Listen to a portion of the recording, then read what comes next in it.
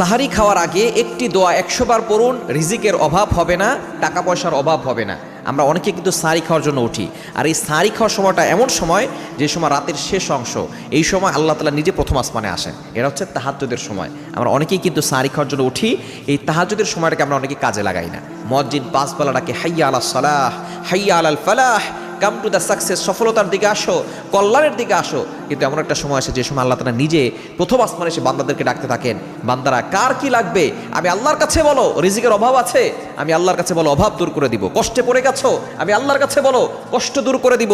বিপদে পড়ে গেছো, আমি আল্লাহর কাছে বলো বিপদ দূর করে দিব।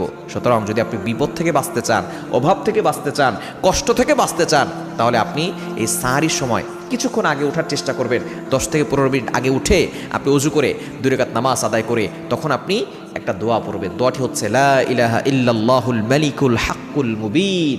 এই দোয়াটা